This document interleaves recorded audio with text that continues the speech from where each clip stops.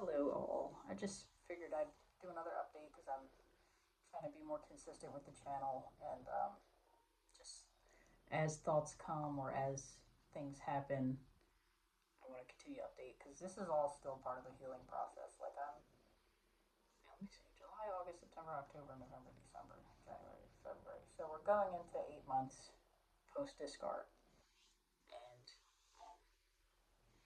I still have my moments. I think I said in a previous video that, like, from day to day, things are going to be you're going to feel different from day to day. Like some days you're perfectly fine, you don't think about the Discord or anything related to it, and then other days you completely crash out. So last night I had a dream, and I woke up so upset, and it like threw my whole day off.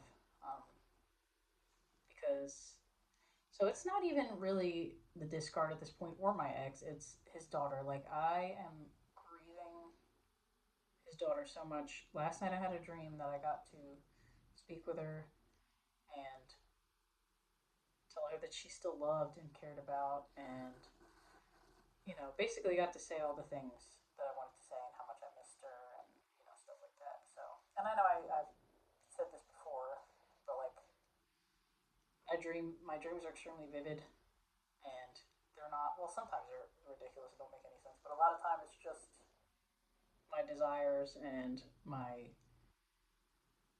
just the things that are on my mind throughout the day. So last night I had a dream that I got to see her and we talked, and I told her like, no, this is your fault. I miss you very much. And I was just thinking about like the impact that an avoidant discard and avoidance in general just have on real people. And when I say real people, I mean like because the avoidant is for what I knew him to be, like the person I knew just didn't actually exist.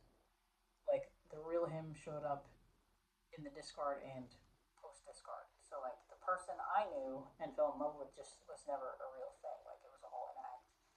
Um,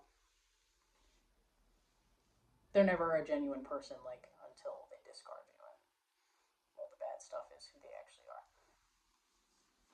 I'm not saying he's a horrible person altogether, but like I mean anybody that can do that like is just fucking diabolical. um, just to I don't know like my little girl, like his daughter and my daughter were so close. They got so close. They were like siblings. His daughter was like a daughter to me. Like I think I spent more time with her. Like when I was over there, I spent more time with her than I did with him.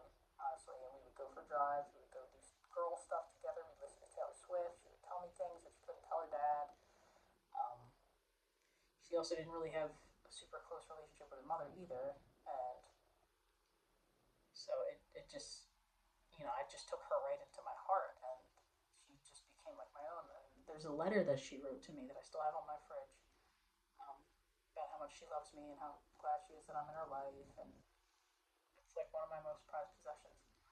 Um, and I know it's ridiculous, and I know a lot of people would be like, "It's not your kid, just like fucking get over it." But like, I didn't have the best life growing up, and I felt like my presence was a positive impact in her life, and she had a positive impact on my life as well. And it was just, I don't know, like we had a bond, and it just hurts that somebody with ill intentions who kind of knew from the start what this was going to be allowed us to get that close and allowed us to believe that we were going to be this family together. And, this little girl, she didn't deserve that. She was 12 years old when I met her. She turned 13, like, right before the discard. I don't know. It's hard to fathom that a parent could do that. Like this unilateral decision. Didn't run it by me. Didn't run it by her. And her mother got mad at me for telling her. And I'm like, well, he wasn't planning on doing it. He was just gonna pretend I died or something. Like the poor girl texted me for quite a while after the discard, and I said like I had to break my own heart and tell her not to reach out because I said I don't want you to get in trouble with your dad. I don't think he would you still talking to me? Um, so this at this point, this hurts so much more than the discard. Like this is something I'm pretty consistently dreaming about. Just wishing I could say my piece, but there's a lot of things I wish I could say my piece about regarding the discard. I guess it just goes into that lack of closure. My daughter the other day said she missed him and missed her, and I'm like, I'm sorry, honey. Like, there's nothing I can do about that. Like, I don't know how do you explain to a 6 year old that people have the right to not be in your life,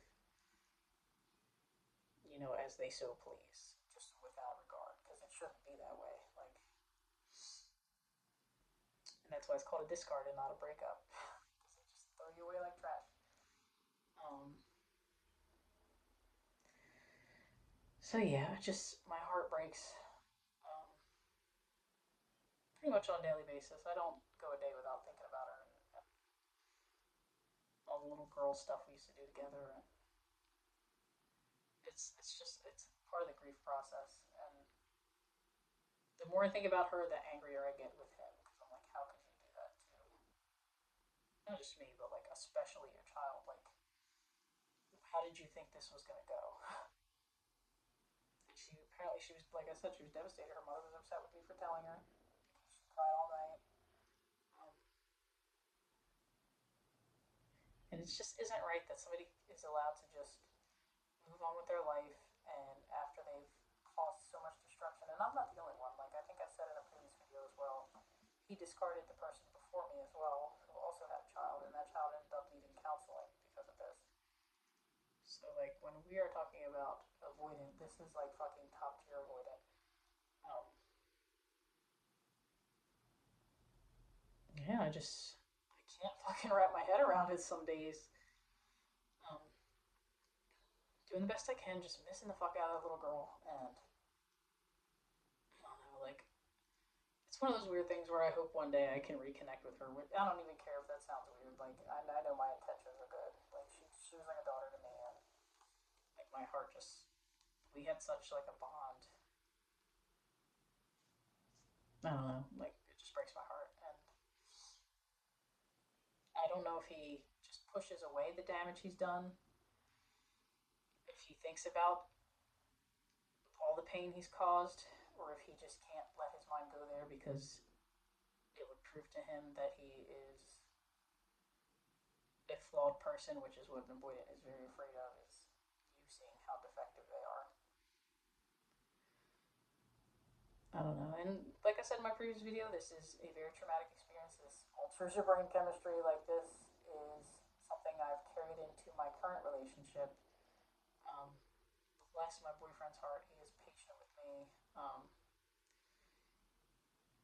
But like you don't view relationships the same anymore after this either.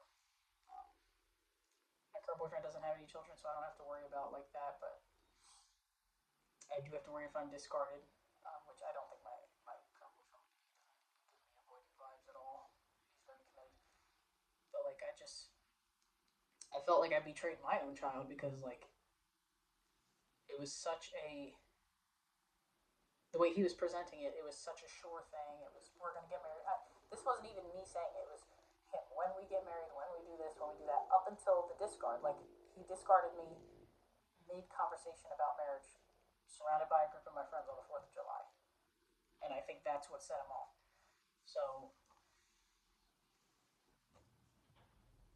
it was a sure thing. Like it's so confusing because it would always be his bringing it up. Oh, when we get married, when we do this, when we do that. And that's the only reason I had allowed my child to even bond with him and his daughter and get close is because it felt like such a short thing because he made it that way. So I don't know, like it's just going around in circles at this point, and like talking about it definitely helps. Um, it's just, I guess it's my autistic sense of justice or something. I want I want reprimand for this, but like, what can you do? You know, like I don't hate him.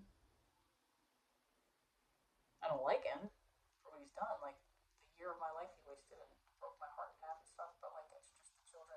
He hurt the children so bad. Um, I don't know. I just don't know how somebody can sleep at night. Well, I know how he can sleep at night with a shit ton of dabs and Fireball, but